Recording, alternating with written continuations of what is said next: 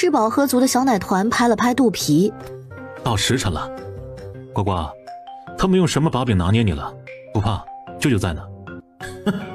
你外甥女儿这小恶魔还能被人拿捏了？要有规矩啊！给我拿球衣、手链、脚链。呱呱，这不就成了人家砧板上的羔羊了吗？好好好。小奶团便这样穿着球衣上了囚车，被送进了牢房。爹，别担心妹妹，妹妹这叫扮猪吃老虎。尤王把妹妹送到了牢房，相当于把猴子送进了蟠桃园，把狼送进了羊群，把西门庆送进了……再胡说八道，封了你的嘴！西陵的气候虽已恢复，但朕却损失了很多东西，该怎么办？皇上不必忧心，咱们虽然签了一些割让城池条款的协议，但这协议上可是有漏洞的。哦，这协议上说了，如果签协议的首脑有事耽误或中途出了事，未在有效期内同我们签署协议，那么这个协议就作废了。咱们的协议有效期是10天，他呢又脑残的进了大牢，皇上觉得他能出得来吗？的确，陆呱呱这个小丫头是有点本事，但再怎么也是个娃娃，还是个女娃娃，再厉害还能厉害得过牢里那群凶神恶煞？别说朕瞧不起她，2天，也就2天，那就得连哭带爬、哭鸡尿嚎的求饶。再倒霉些，也许让那群恶霸啃得骨头都不剩，到时协议就作废了呀，且还怪不到我们身上，是陆呱呱自己作死想进去的呀。呀，小浩儿，真是不好意思啊，你没有单独的房间了，只能和囚犯拼房了。这儿的囚犯都是穷凶极恶的，放哪个牢房都得不了好。你进5号牢房。这小孩完了，倒霉啊！这犯人是个凤凰男不说，还是个倒插门的。这人呢，天生还没有做倒插门女婿的自觉，明明答应好夫人绝不敢在外面乱来，却背着夫人在外面养了个小情儿。这不被夫人抓到了，要和离，要他还花在他身上的银子。这狗逼多畜生，把他们的女儿偷了出来，用女儿威胁他夫人给他房子银子，他夫人不给，他就和他的情儿把女儿活活打死虐待死了。这狗逼对自己亲女儿都没有爱心，更别提别的孩子了。又是个像渣爹一样坏的渣男。干什么？小心老子杀了你！反正老子杀一个也是杀，杀俩赚了，正好送你下去，给我家那赔钱货做个伴儿。半个时辰后，那么大地方干什么？靠边睡，再靠边。遇上你是我的劫呀！牢狱使狗腿子把牢中情况一字不差地向尤王汇报了。尤王又想出了个好主意。这日，牢狱使把陆呱呱忽悠到了他房间，用美味无敌的好吃的困住了他。我还有事，就不奉陪了。他得躲起来，要万一误伤了怎么办？小奶豆踏进牢房，就看到囚犯们站到了2排。同志们好！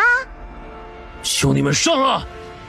哦，这回看明白了，想打他，杀他。小奶豆想着干爹龙爷教他的招式，横扫螺旋腿，无敌霹雳掌，3下5除2，囚犯们倒在地上，哎呦哎呦的。小奶豆从他们的口中知道了要对付他的事。你们想出去啊？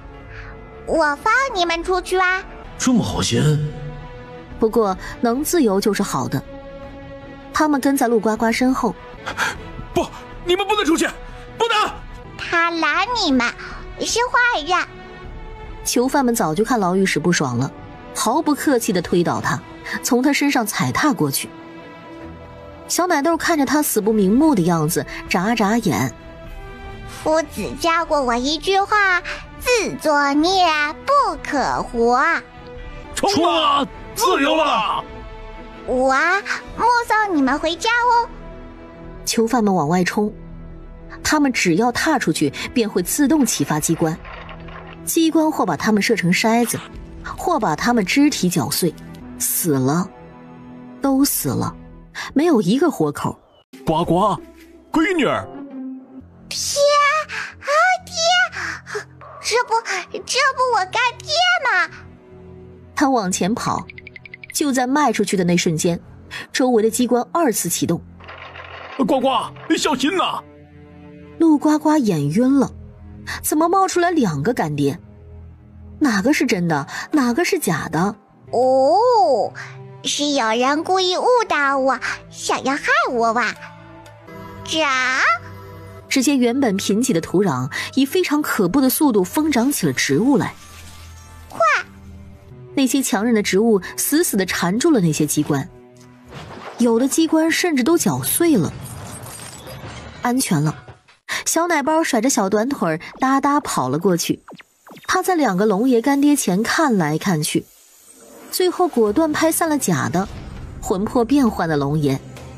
爹呀，真的是你呀！你怎么来了？老爹扫完了一个寨子，听说你来西陵了，这狗皇皇上啊，就给你派了几个废物，干爹信不着他们。没有废物啊，是我舅舅。你舅舅不就是废物2字儿对上小奶豆的眼睛憋了回去。龙爷把他抱在臂弯，当他的活导航来到皇宫前。大胆，皇宫重地，不得入内。他为何会在这儿？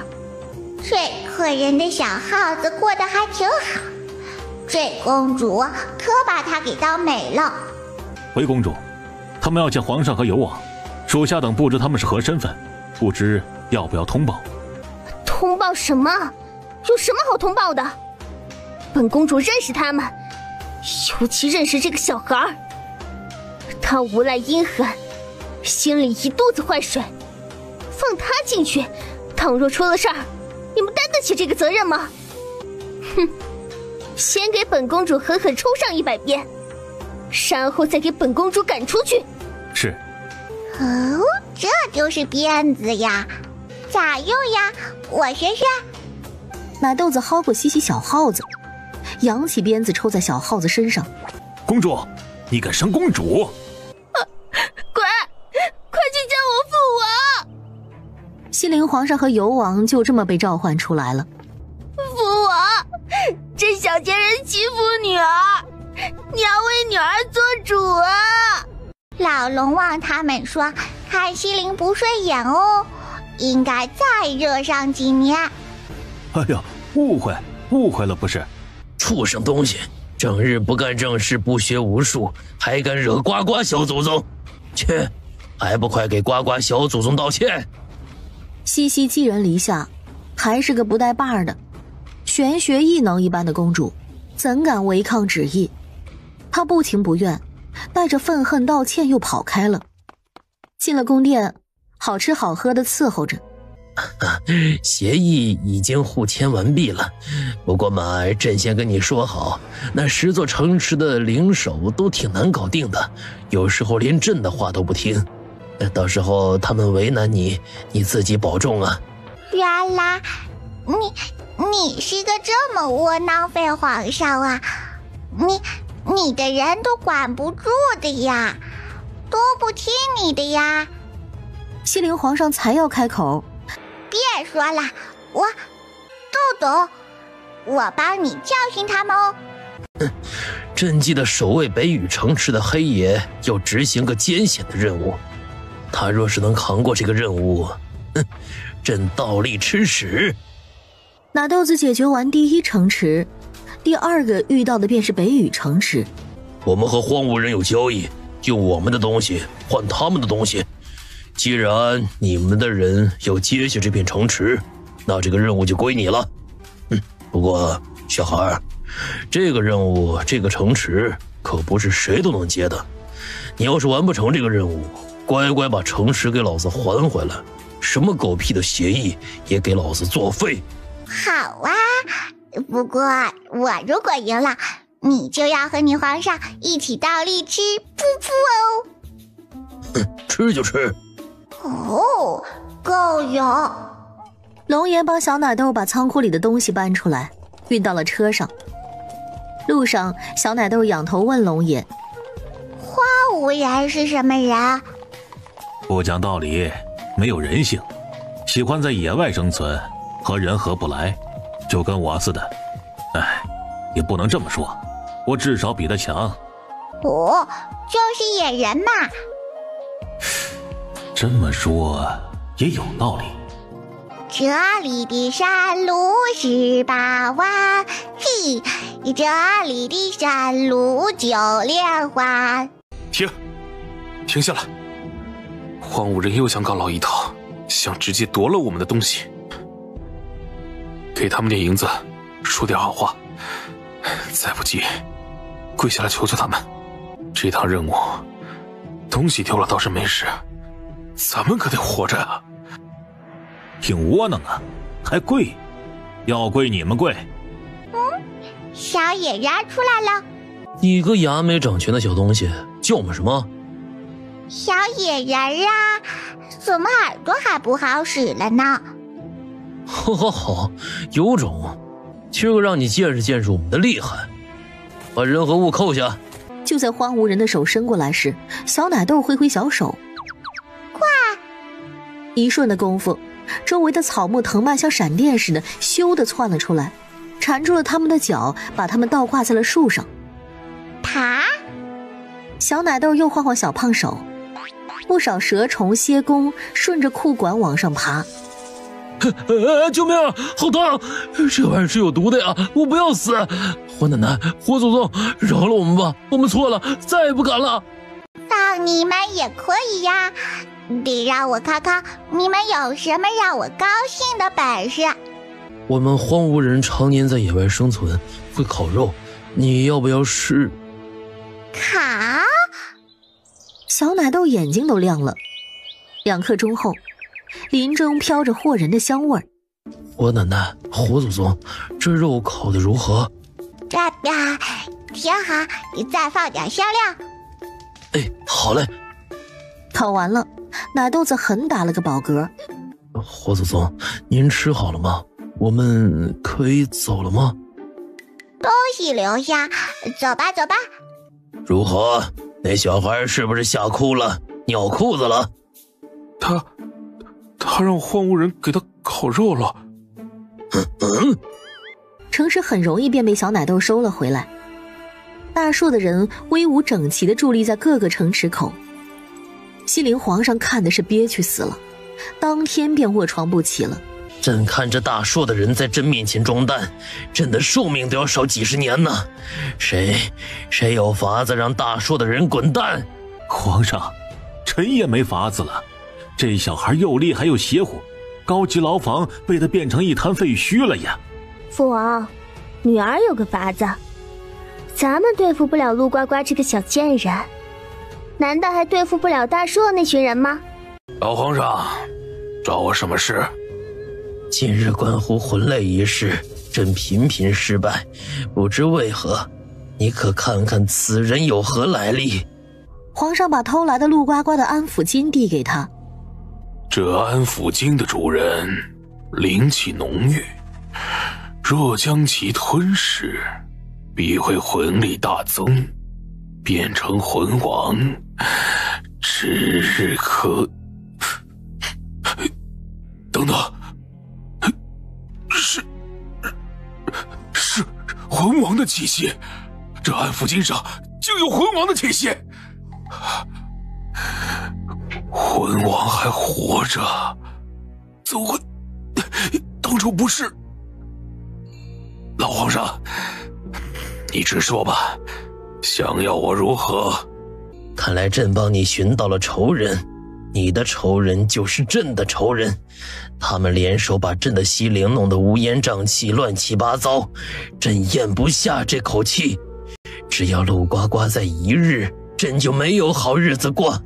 所以朕要你除掉他们，只要你能想法子除掉他，朕可以答应你任何条件。除掉？在凡间倒是有难度，除非带回我们魂界，魂界多数变成了我的人，倒是可以一网打尽。需要朕助力一些什么？需要100个童男童女助我回魂界，再把他们而且事成我要入皇家陵园，接受皇族人的香火。朕答应你，你可千万别让朕失望啊！哇，有好多好多的阴气，还有怨气，我感觉有好多小孩哭泣。魂界的人在做有损阴德之事，是谁？我一定要找出来。呱呱呀，在西陵住得如何呀？我呀，听说你喜欢美食，特意要带你去个好地方，跟我走好不好呀？是啊，呱呱姑娘，那个地方可好了，去了一定不会后悔的。哦吼，他们身上的阴气臭得熏人，一看就知道没干好事，现在这是想坑我呢。奶豆子盯着皇上腰间黑气萦绕的荷包袋，这是什么？我可以摸摸吗？别乱动，没规矩。呼呼，你弄疼我了。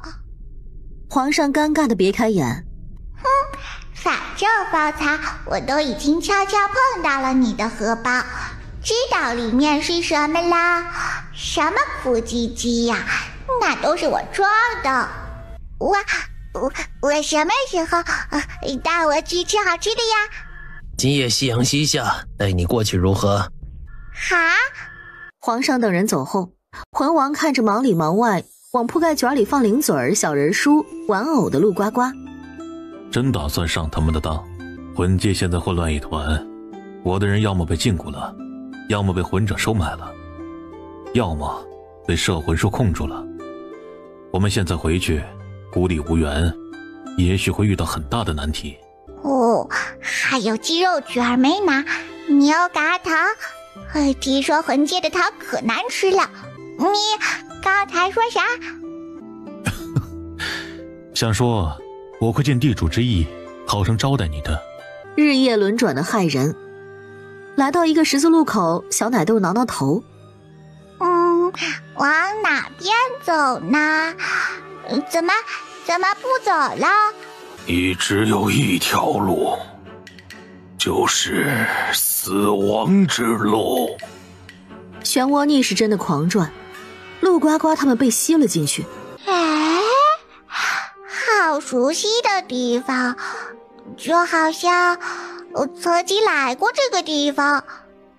天常年黑漆漆阴沉沉的，在正中央有一块巨大的青灰色岩石，上面刻着2个大大的魂界2字。这字好熟悉啊，怎么感觉像是我写的呢？哼，你这小奶娃娃真会吹牛。你写的？你才几岁？这块硬石已经有1000年了。1000年前有个开灵老祖，他只是甩了几块泥巴，甩了几片叶子，几滴水，便创造了人、神、魂、魔、精、兽这些东西，便在一起生活生存。但久而久之，这些类品的习俗、修为、灵智都能分出来层次了。这一旦能分出来层次等级了，便会有矛盾和战争。6个品类的竟能拉出10几个帮派来，他们打得不可开交，头破血流，严重影响了秩序。就在这时，闭关许久的开灵老祖出来了，他果断做出了决定，根据他们的灵智、习俗等观察点，分成了人界、神界、魂界、魔界和精界、兽界。分开之后，秩序井然，果然和平了。小奶豆听着心里酸酸的，小手随意一抹，竟是满脸的泪。他还想再听他说话，只见一团团的阴雾飘了过来，对魂者恭敬的跪下。欢迎狂不死魂王回归。狂啥玩意儿？狂不死啊！这是冒牌货魂王的名字，好土啊！狂不死魂王仰着头，享受着这万人敬仰的滋味。那群狗日的老古板们如何了？回魂王，这他们呢，简直就是软硬不吃。软的吧也做了，分房子分地给官职给美人的，结果一个眼皮都不带夹的。硬的吧也不吃，烧房子抢地打孩子抢媳妇儿，还用了魂力压制，有的宁愿自爆了都不妥协。不是还有一部分摇摆不定的人，还有誓死效忠我的人吗？把他们安定好了。好嘞，魂王，这是人类？你怎么带人类回来了？可别小看这小屁孩，他身上有魂王的痕迹，也许能从他身上发现魂王的讯息。原来如此，我呀抓了前魂王的儿子云离，打算从他嘴里挖出云深的下落呢。云深，我感觉到云深的气息了。狂不死猛地刺向陆呱呱。是你，你身上果然有云深的气息。哎，在哪儿？在哪儿？说，不说我就……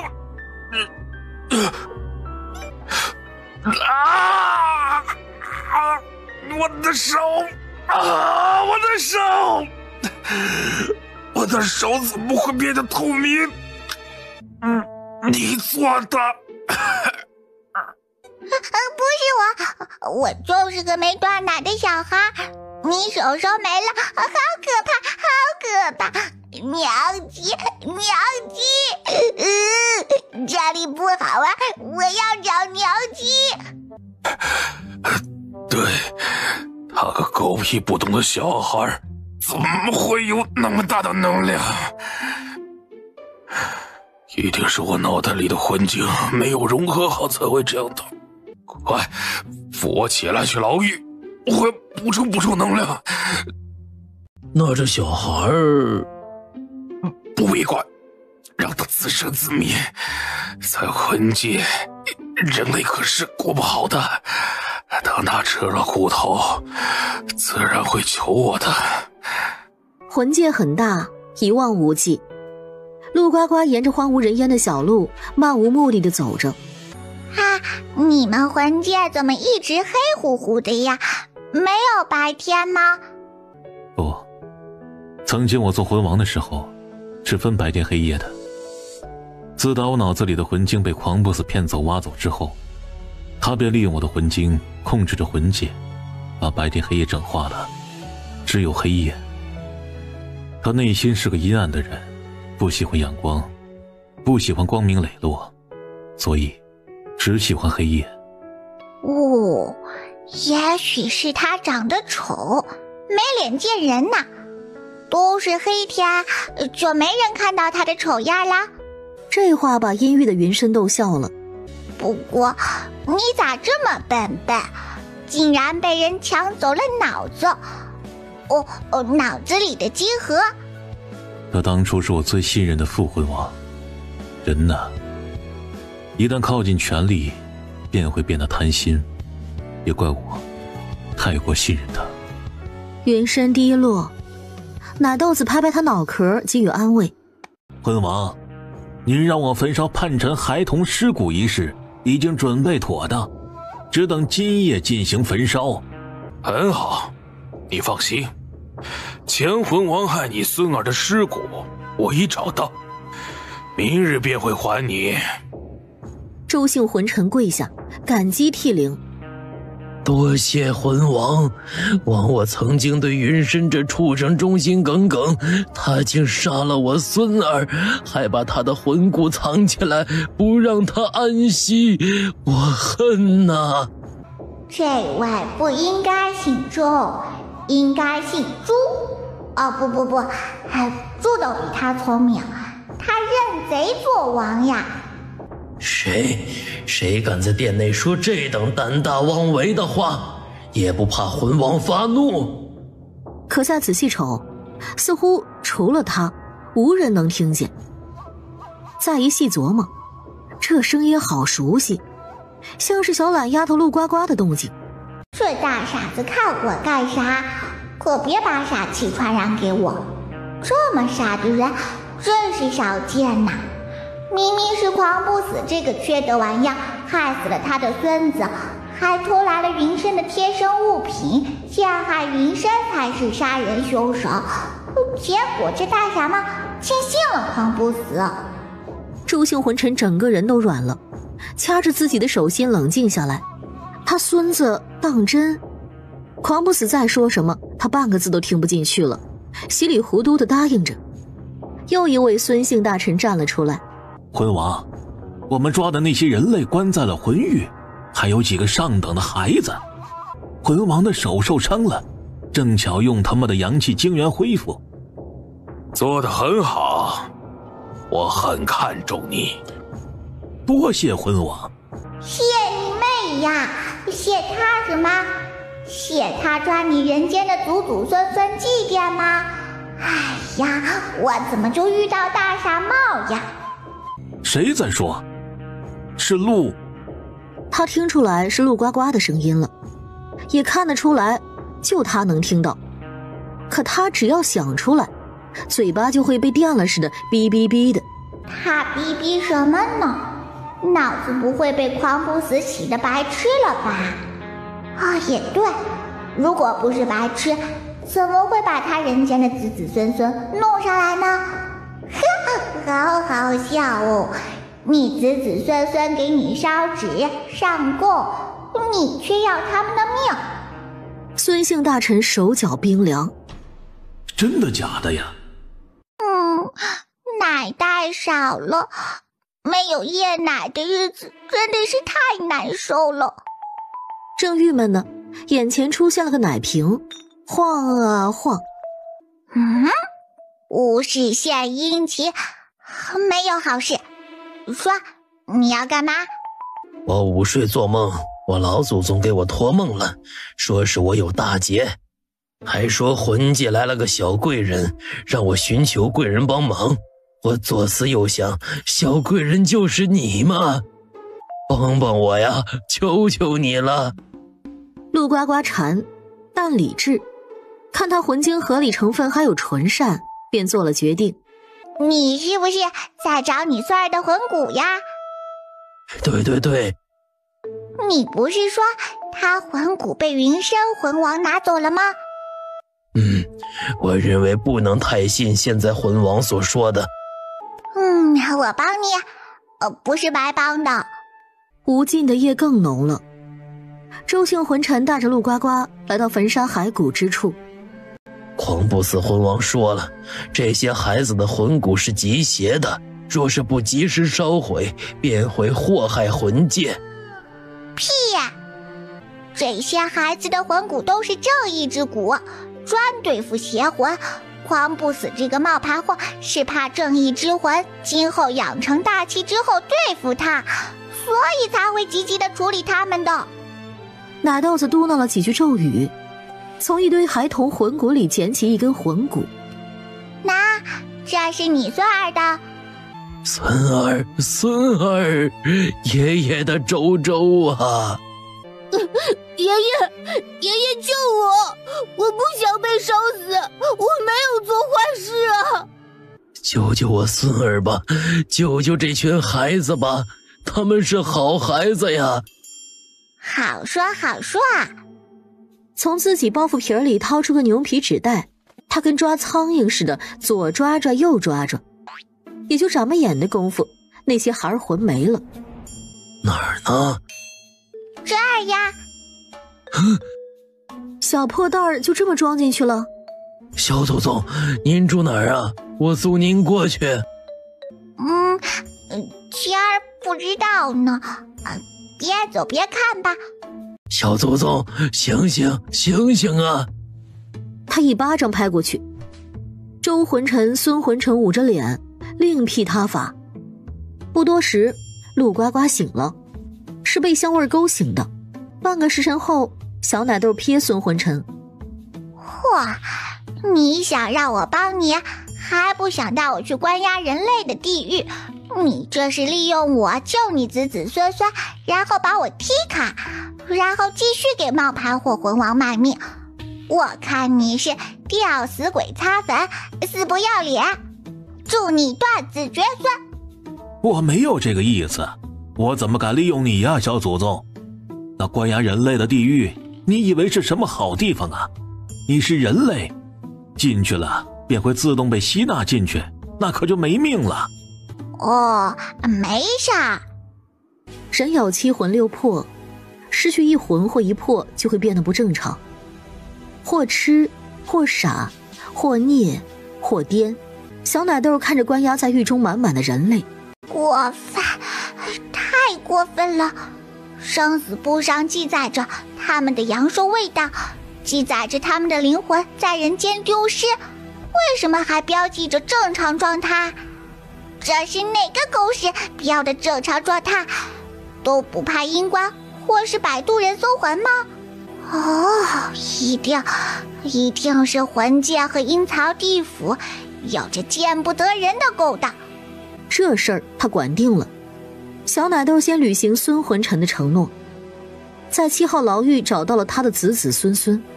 你个老的，我们每年得掏出1大半的银子给你修缮坟墓墓碑，逢年过节的给你烧元宝、烧金银、烧宅子、烧车马、烧衣裳。我们不求你让我们大富大贵，就求家里平安。你个老的，我们还给你烧出仇来了啊！你竟然要弄死你的子孙后代啊！我错了，我错了，我会弥补你们的。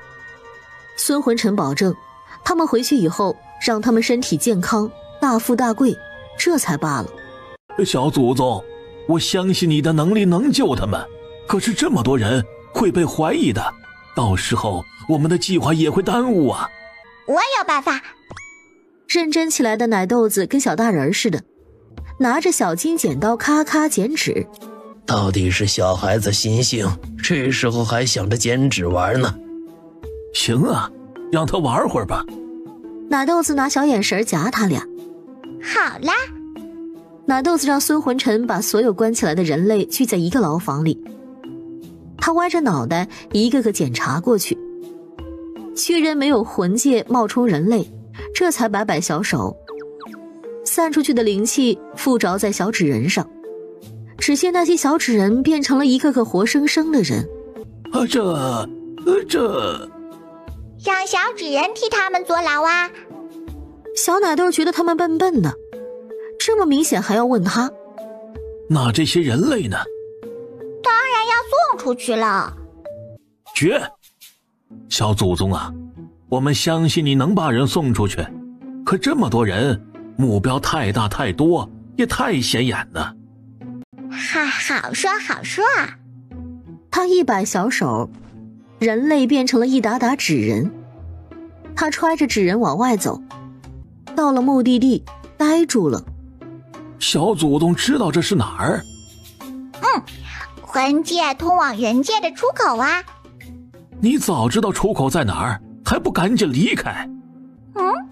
我在这儿待得好好的，为什么要离开？我还没待够呢。他先布了层结界，又把小纸人们拿出来，嘀咕了一串话，小纸人们顺着出口飞了出去。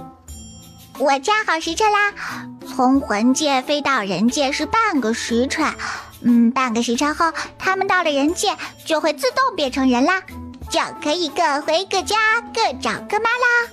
我呀，怕是活不成喽。今儿个魂王让我从人类中挑3个孩童给他补身子，我若是挑了，岂不是露馅了吗？奶豆子掏出俩纸人晃晃，很快变成了俩人类。那交叉用的，那冒牌货不是要吃小孩吗？这个绝对看不出来，就是会让他我教你怎么说。这还差一个呀。才说完，就看奶豆子掏出一张脸皮，啪的贴在了自己脸上。现在不差啦。虽然不知道他为什么要这么做，但觉得他想搞一把大的。魂王，您的补品到了，您慢用啊。退下后，狂不死歪着步子朝三娃走去。他一个个吃，吃完前2个摸了摸肚子。货儿不对呀。轮到陆呱呱了。这个娃的灵气浓郁，一定非常滋补。才张嘴，便觉得喉咙里鼓进了一股气体。1、2、3，倒！咣当一声倒在地上。哎，好熟悉呀，好像见过。不止见过，这机关还是他做的呢。凭着最原始的深处的记忆，扭了几下，竟然鼓捣开了。我太聪明了。他溜进去。哦吼，没白来呀，还有重大发现呢。这些都是狂不死用魂话记录他是如何冤枉云深，并且虐杀那些魂尘、游魂，又或是其他生界的阴损事。奶豆子一挥手，全部放破烂袋子里了。他离开机关魂室，小奶豆蹲在狂不死面前研究他的脑子。云山，我帮你挖出他的脑子，把金盒还给你。不要，他身负重伤时，我给他输了魂气和魂血，所以他能容易吸收我的金盒。你现在挖出来，金盒会爆掉的。啊，这样啊，那先让他活几天。时辰到了，狂不死苏醒后敲敲脑袋。我怎么会晕倒啊？人类的奶娃娃是补啊，吃完之后感觉浑身力大无穷啊！魂王接到了一封信。狂不死接过信，一目十行地看着，眼底闪烁着兴奋之色。好，地府的判官要带着他的人来我们魂界吃饭，他们要抓到地府的魂，可比我们自己抓的纯玉的多呀。而且和判官搞好关系，我们不管做什么都不会记在判官册上，不会受到惩罚。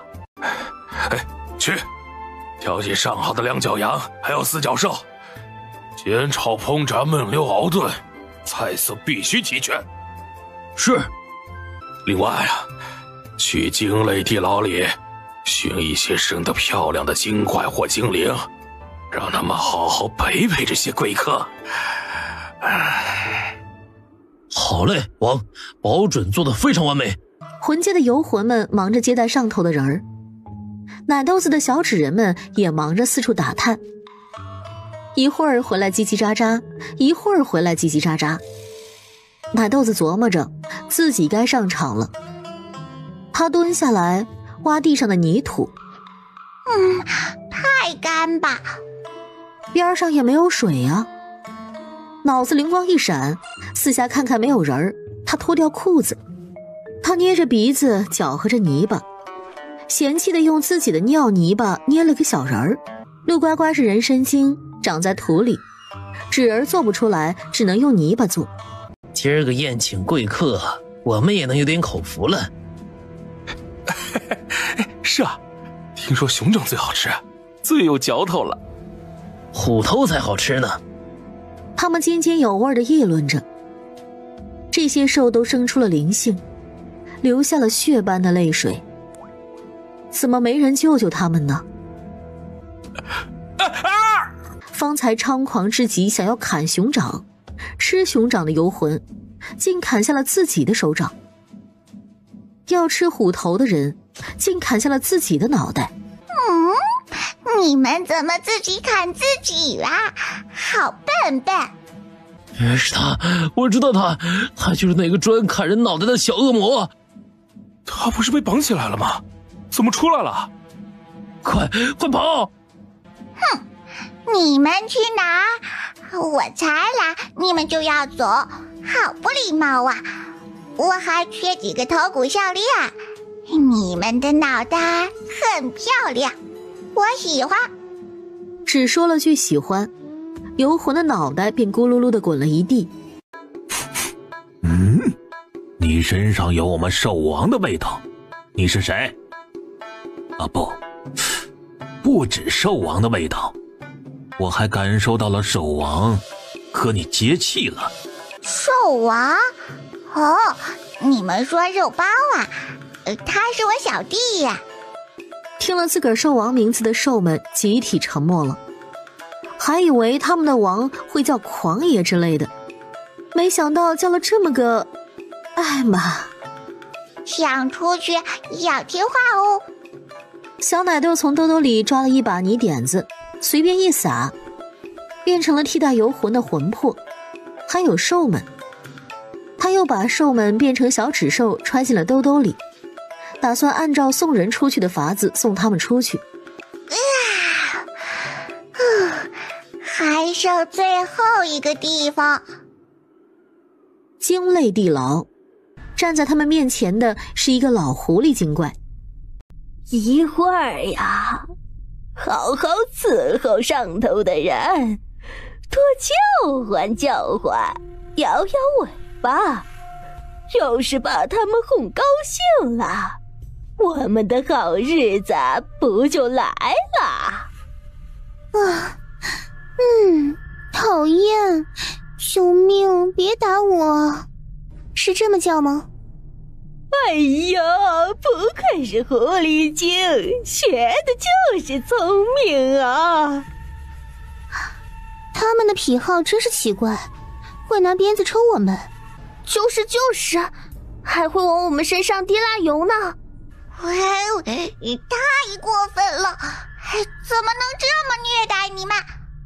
你是行不更名，坐不改姓，我是沃拉伊，我救你们出去。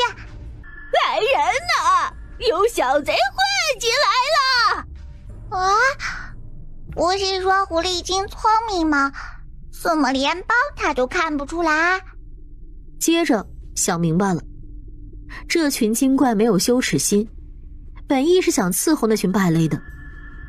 行吧，人各有志，他才不会让一颗老鼠屎搅了一锅粥。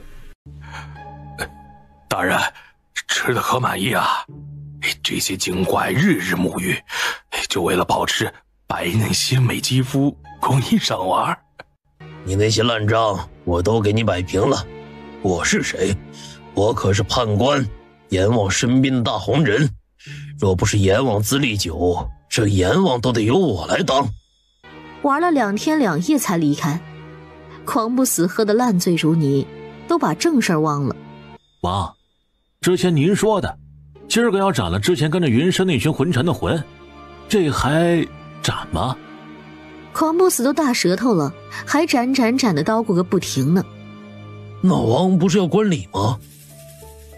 斩吧，他们可是魂王的心头草，咱们没按规定的时辰斩首他们，魂王酒醒了，那不得拿咱们开刀啊！走。狗娘养的东西，云深魂王对你们有情有义，你们却联合狂不死那畜生背叛他，陷害他。有情有义？呸！我们提的意见通通否决了，根本不重视我们。我们跟了狂不死魂王，那日子过得才舒爽呢。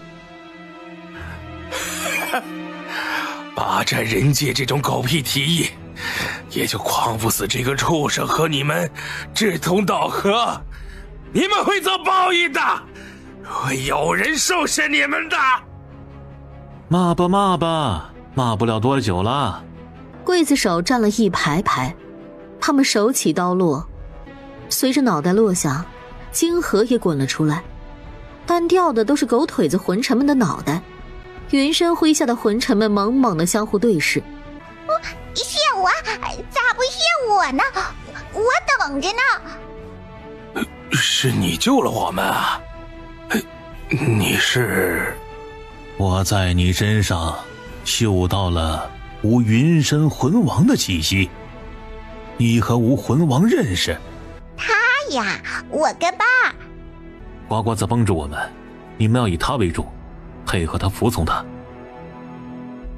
是吴王。怎的少了这么多人？昨个负责斩首那群乱臣贼子的混臣们呢？谁给他们的胆子，竟不来上朝？不如看看他们的金盒在何处。他们的金盒怎么会暗淡？暗淡说明魂死了。又根据金盒的位置寻到了他们最后出现的位置，是魂刑场，死的应该是云深的人，到最后死的为何是我的人？陆呱呱，这个小畜生在哪儿？魂王，这小孩天天跟街溜子似的居无定所，所以谁也找不到他在哪儿。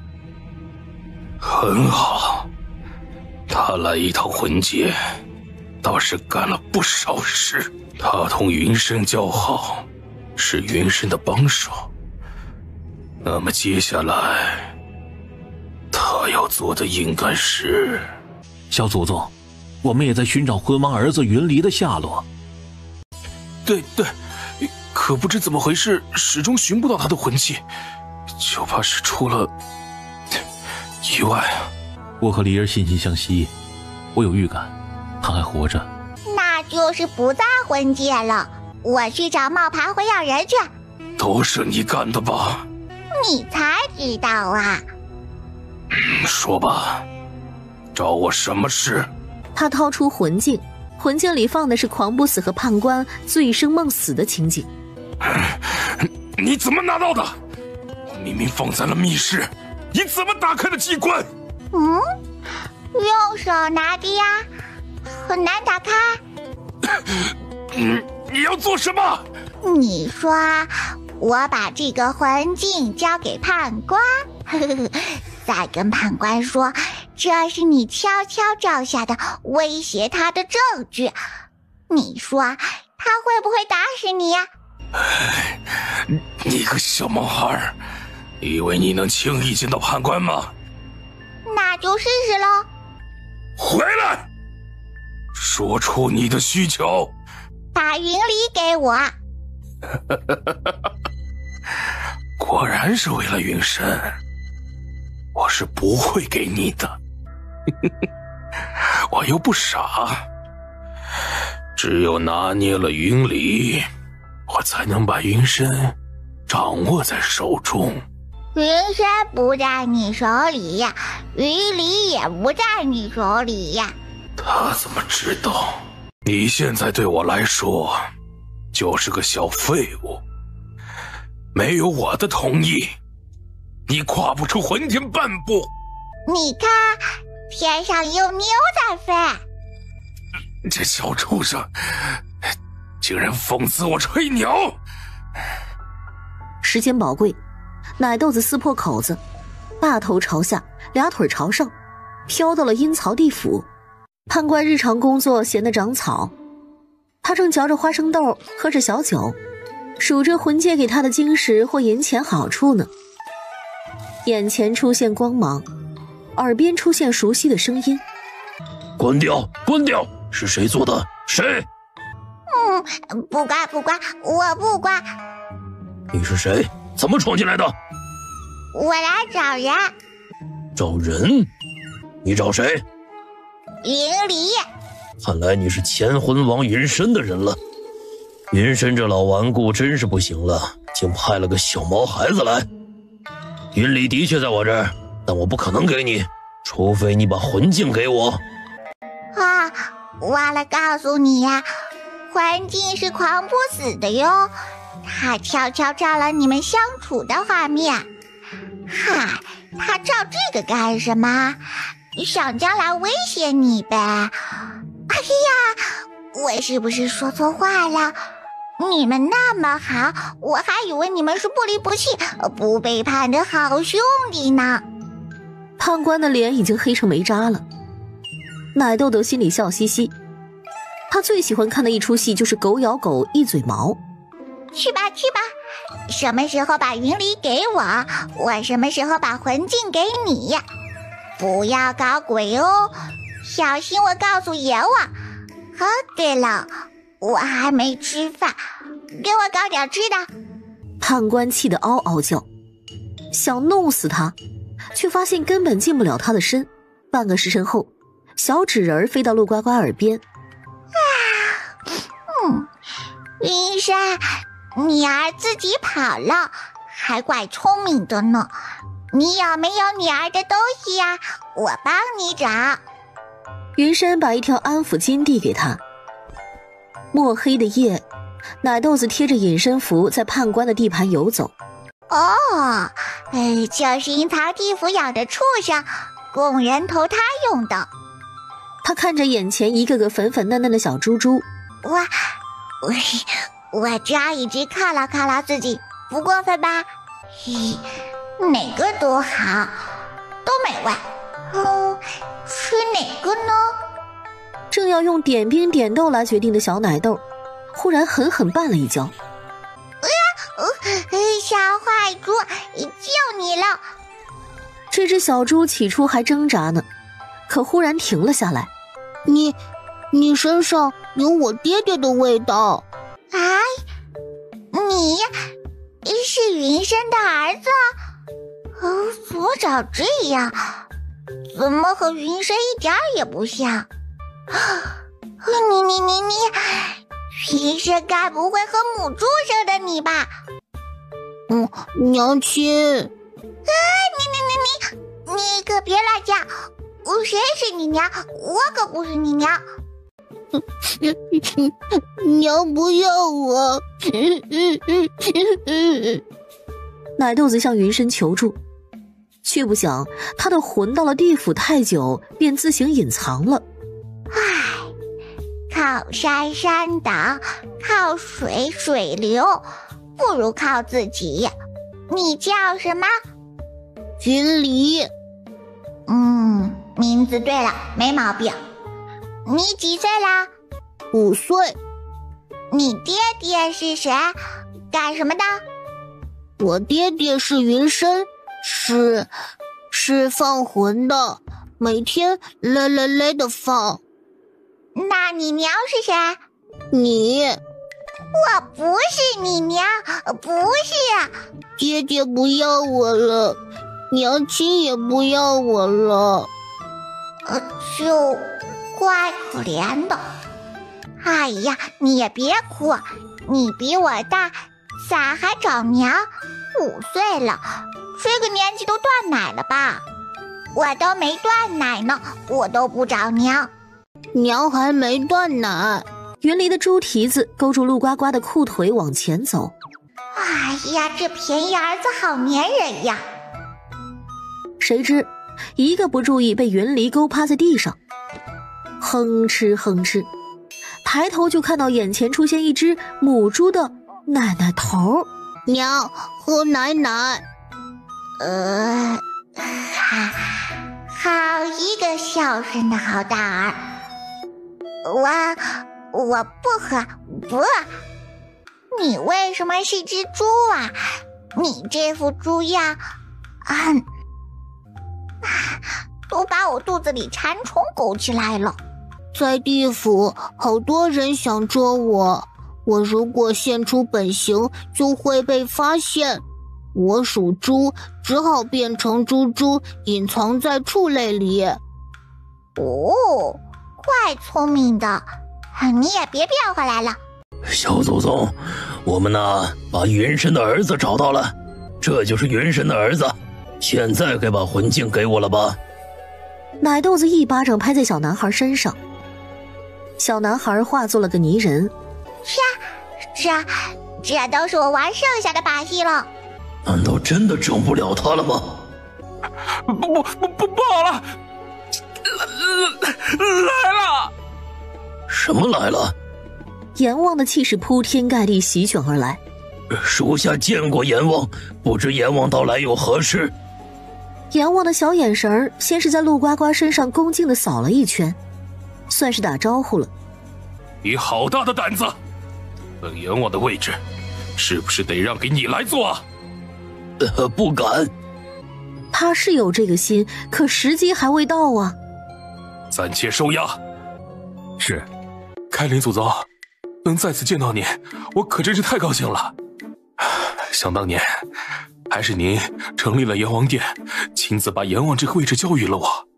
这些年，小的不负所望，听您的劝谏，不敢造次啊。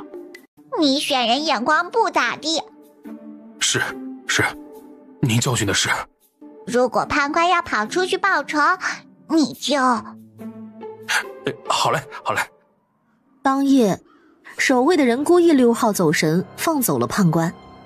走在路上的判官就看到陆呱呱这个小蛇精病牵着头猪四处闲逛，判官正想从背后搞一下子偷袭，呱唧一声，从奶豆子身上掉下来一摞东西，判官嗖的捡了起来，再一抬头，陆呱呱没影了。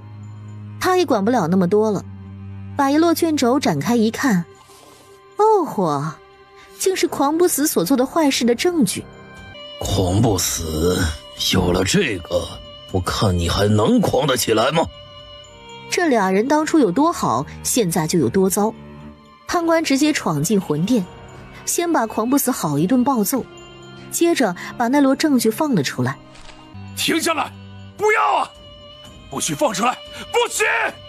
原来新魂王陷害了云深魂王，那些烂事根本不是云深魂王做的，我们冤枉了他呀！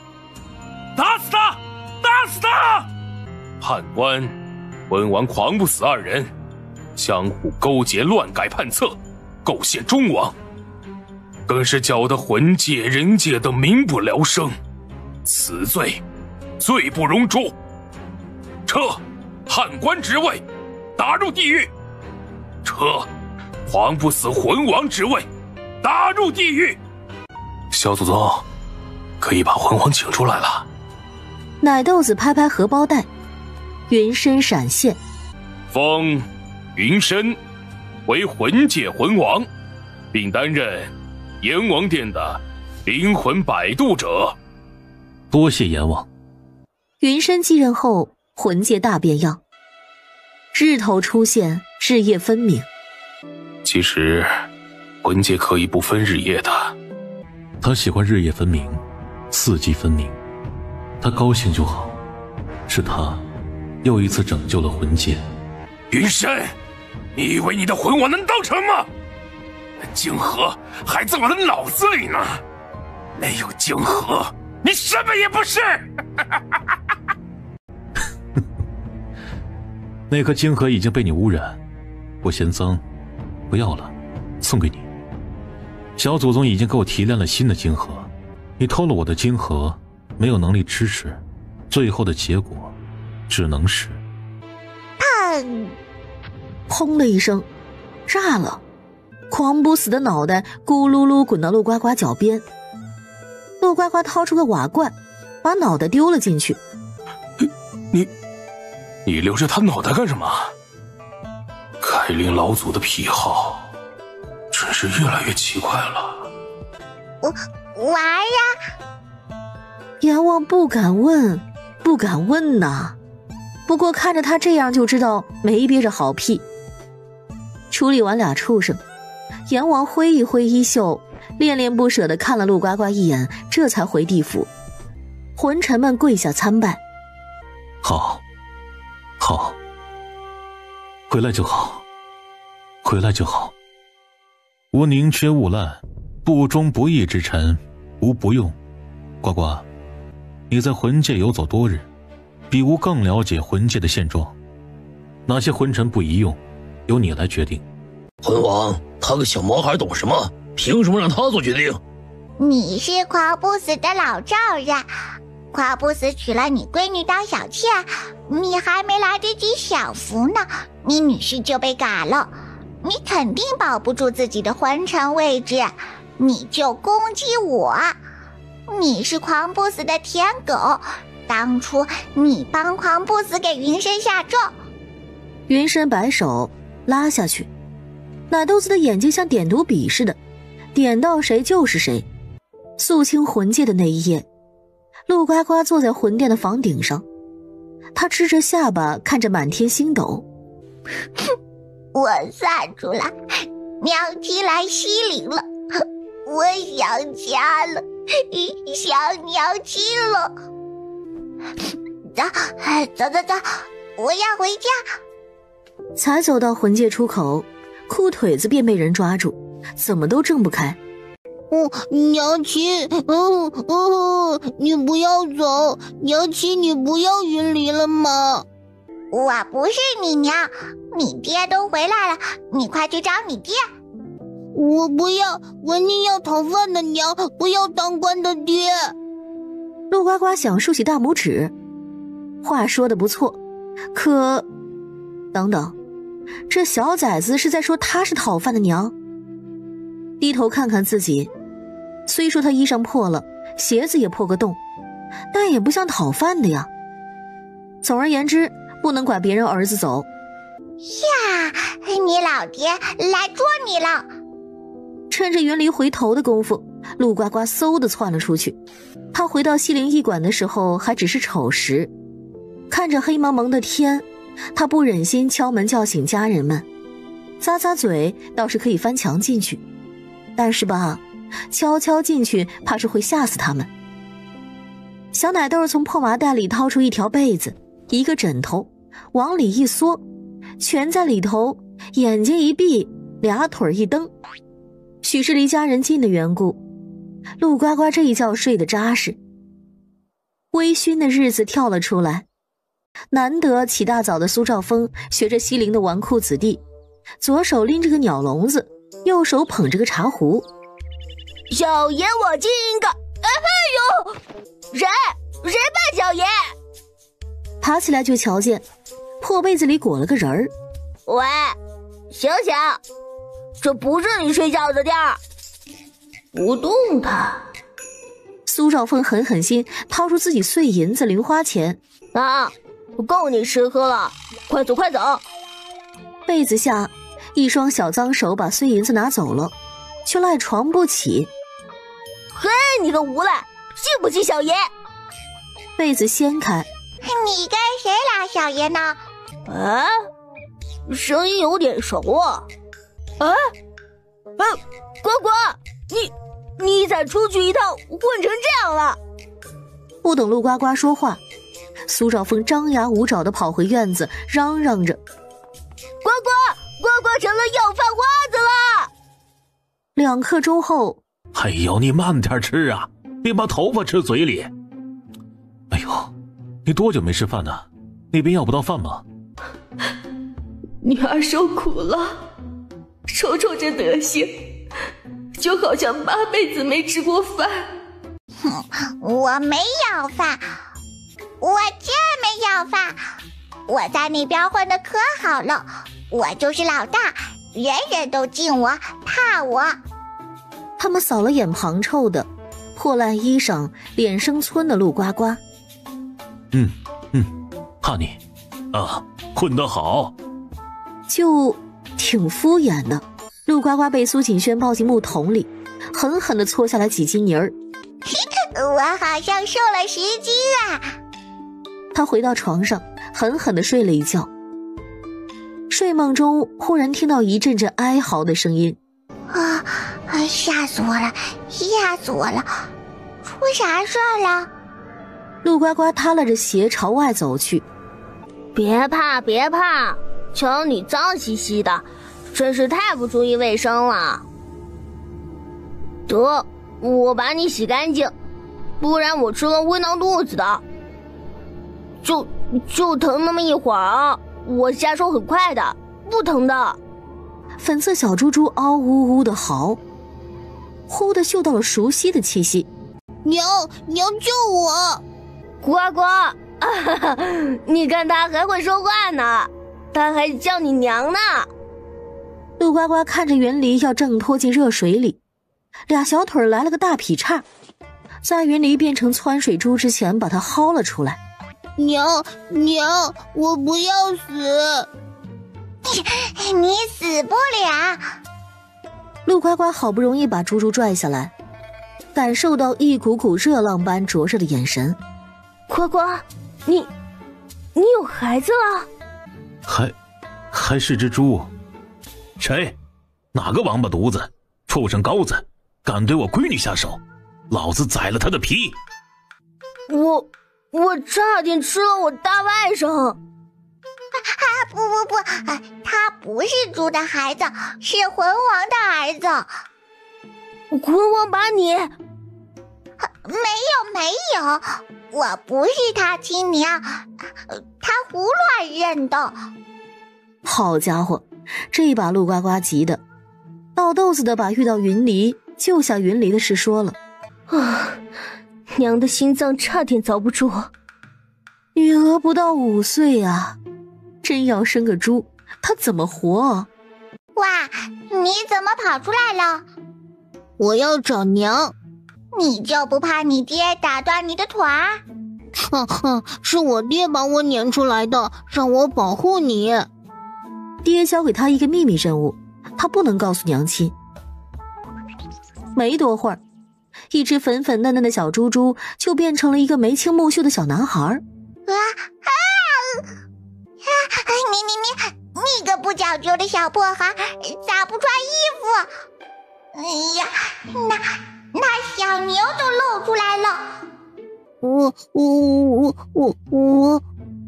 龙爷行动力最强，箭步冲上去，把云离提溜了起来，往屋里薅。苏家小子，把你的衣裳找出来几个给他。云离穿好衣裳，更显得人模狗样的。砰砰敲门声响起。都快午睡的时辰了，谁这么没眼力劲儿呀？这时候做客？是西陵狗皇上派来的人，一日好几遍的问话。为啥呀？上次皇上以带你出去吃美食为借口，把你骗入了魂界。虽然你来信给我们报了平安，但敌不过西陵皇上缺德呀。西陵皇上这个臭不要脸的，来了个恶人先告状，说带你去美食天堂你不乖，见到吃的就不要命，压根不听他的，一溜烟就跑了。虽然我这外甥女的确见到吃的就不要命，这西陵的狗皇上还可会装人样了。先让大家知道你是不懂事跑丢了，又装着着急担心贴悬赏启事找你。悬赏启事？多少钱？苏怀安伸出一根手指头。1万两。哼，狗皇上抠死了，都不够买他棺材本的。不。10万两。不。难道是100万两？黄金。奶豆子激动的一抽一抽的。啊，快叫郎中！不，我喜欢这心跳加速的感觉。爹，你是我亲爹呀！你救了屠宰上的女孩子，你可知道她的情况？他同我说，他叫陆呱呱，他家人是……西陵皇上见答得分文不差，开始慌了。你没有和别人说过你找到了陆呱呱的事吧？你若是没说，告诉朕他在哪儿，并永久保守秘密，朕便保你数不尽的荣华富贵。皇上该不会要灭我的口吧？朕勤政爱民，怎会做出这种事？你要相信朕。他现在在哪儿啊？找到，弄死。我想皇上马上就知道了。西陵皇上正纳闷呢，忽然欢天喜地的敲鼓声就好像谁家娶媳妇儿了。谁在宫外喧哗？脑子里生出了不好的预感，他顾不得其他，踉跄着脚步往外走。敲起鼓来，打起锣来，击着小锣。放肆！快停下！你好大的狗胆！呀，我人小，没看见你。皇上你那么大度，号称明君，应该不会介意的吧？我不介意。听说我失踪这段时间，皇上可担心我了，吃不下睡不着的，还全想找我呢，对吗？你是大寿来的贵人，朕自是担忧。哦，皇上明君，会说话算话的，对吧？朕从未说过谎。那这个叔叔找到了我，皇上什么时候兑现承诺，把赏金给这个叔叔啊？你看，这叔叔穿的那么破，瘦了吧唧的，日子一定很苦。皇上不会坑穷人吧？自然不会。来人，准备10万两黄金。这10万两黄金并非小数目，不如暂存在朕这儿，不但安全还方便，想用的时候随时来取，如何？叔叔，你自己看哦。反正我是不喜欢把东西放在别人那儿，谁知道安不安全呢？哎呀，呱呱只是发表自己的想法，可没有想左右别人想法的意思哟。你们不会介意吧？不会。我觉得这奶娃娃说的对，皇上是想言而无信嘛。半个时辰后，皇上捂着心口，看龙爷叫了一群人呼呼哈哈的抬走了。哎呀呀，你别死呀，我还给你带了礼物呢。太医们把皇上抬了进去，寒了身片的皇上悠悠转醒。你来干什么？我关心你呀，我代表大硕慰问你呀。我还给你带了礼物呢，这是你好兄弟狂不死带给你的。他让你给朕捎东西？什么东西？这西陵皇上接过来，他打开，那他娘的就是一颗脑袋呀，还是一颗烧焦的冒着脑浆子的脑袋瓜子。嘎！皇上口吐白沫，脑袋直挺挺地往前倒去，正好和狂不死的脑袋来了个亲密接触。娘啊，亲娘啊，皇上有恋尸癖呀！他喊了一路，西陵长着耳朵的人都听见了。想，都给朕想，如何对付这个小王八羔子？10大玄学世家，限你们1个月内必须弄死他。其中4个玄学世家站了出来。皇上，臣等无法从命。让他们对付一个还没断奶、还没大腿高的奶娃娃，实在做不到啊。他们相互对视一眼，借口有事离开了。好大的胆子，竟敢忤逆朕！皇上，这4个老顽固不想干，他们家族定有其他人想做，他们会妥协的。你要干什么？你眼睛往哪看呢？我告诉你啊，再看我也不给你吃，想吃自己买去。玄学世家王大人看着奶豆子如此纯真，如此单纯的样子。小娃娃，爷爷是好人，爷爷跟你说句话，好不好啊？你说吧，我听着呢。皇上集合10大玄学世家处理你呢。虽然我王家、孙家、叶家、余家不参与，但他们6家也是很厉害的。他们养了许多的鬼魂，还会画许多的符，手段多着呢。你个奶娃娃再厉害，也斗不过他们呢。所以，走，快走！为啥走？我不走。我看呢，你还是不要担心别人了，还是操心操心你自己吧。我怎么了？我好着呢。你不好，你喝水大喘气，吃饭大喘气，走路大喘气。小眼梢欲言又止的夹他，夹得王大臣这个难受。直说直说。你孔雀开屏，你以为自个儿老当益壮？你和小妾这，你你都喘不上来气儿了，你。我没有。看在你人还怪好的份上，给你一次求我的机会。我家里还有事，先走了。接连几日，奶豆子都很忧伤。叶家、孙家他们逐一来找他，说服他，让他离开西陵。这天不等吃午饭呢，奶豆子便夹着小包从后门的狗洞溜了。奶豆子寻了个青山绿水之处，大眼睛贼溜溜地盯着小山坡上乱跑的鸡。起来，起来，起来！嘀咕完，就看见一只鸡撞死在他脚下。哇哦，一会儿就能吃上叫花鸡了。小孩玩火尿坑，要瘦了。你们咋知道我在这儿的？算的，不可能啊！他们的本事比不过他。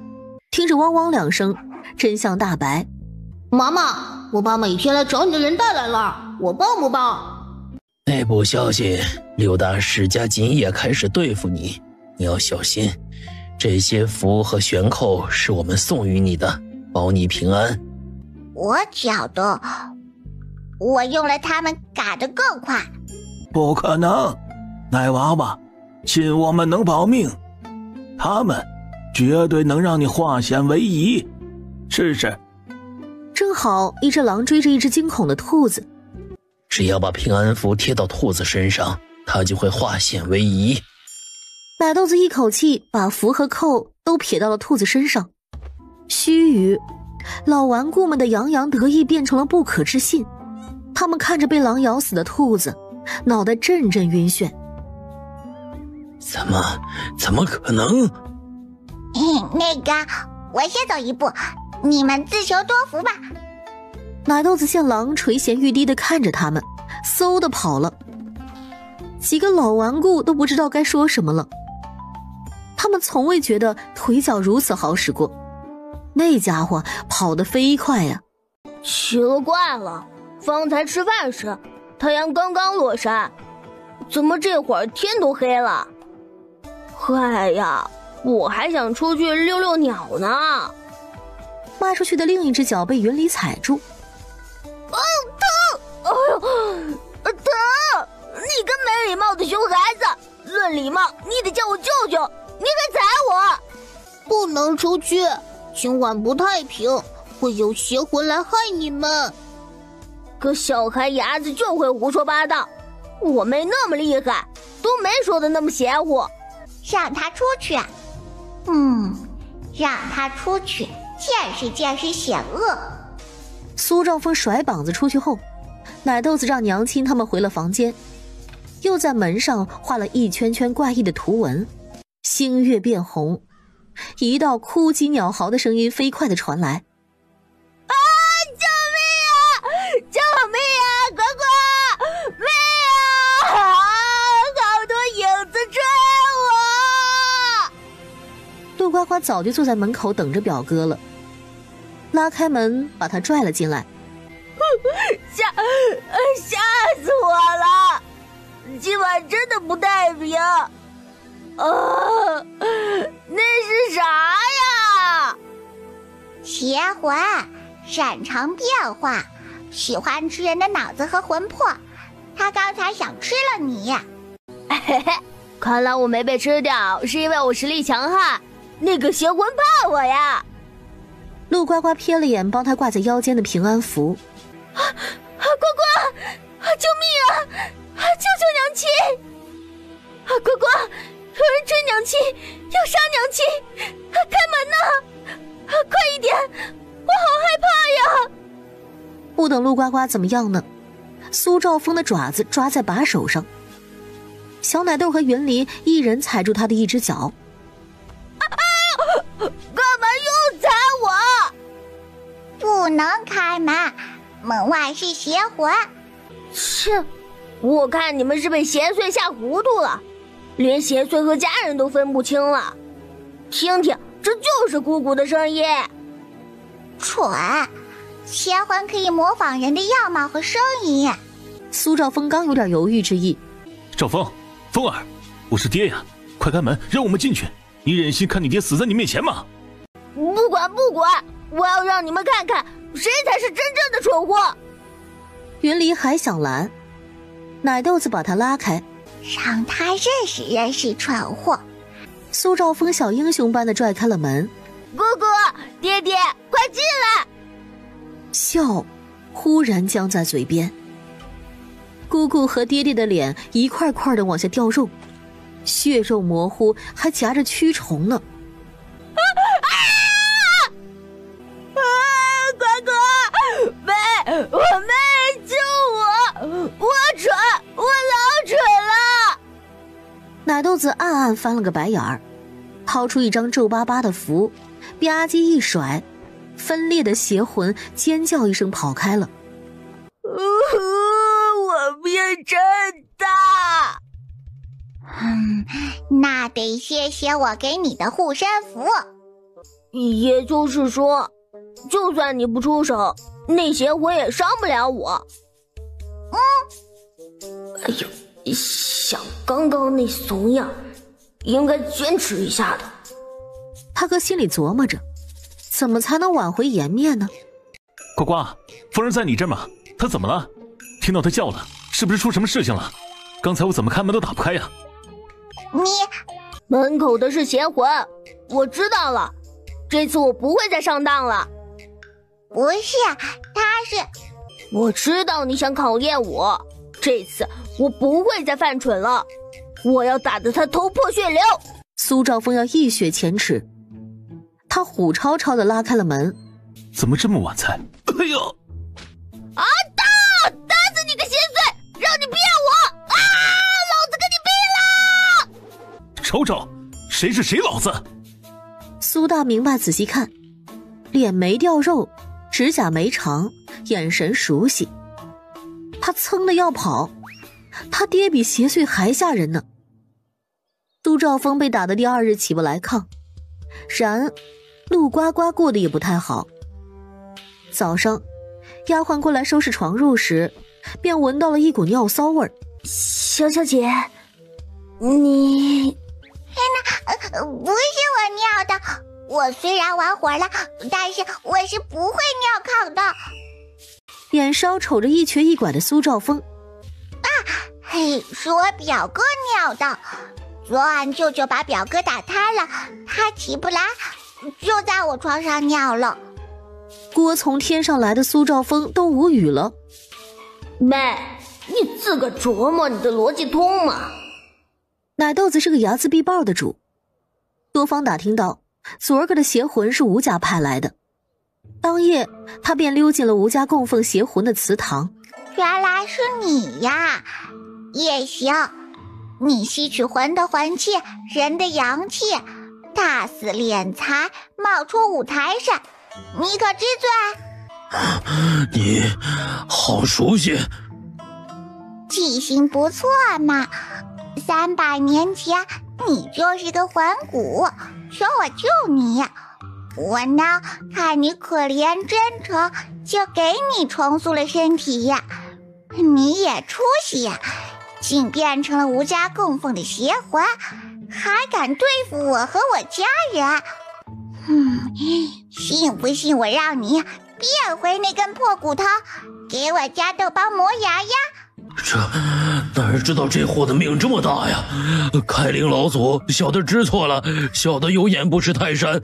从今儿个起，你让小的往东，小的不敢往西；你让小的打狗，小的不敢撵鸡。你在吴家主要职责是什么？他们给我找魂息，我保佑他们发大财。毕竟有了财，一切都好办嘛。挺好挺好。不过我看你也累了，不如让另一位朋友接替你，你也歇歇。多谢老祖体恤。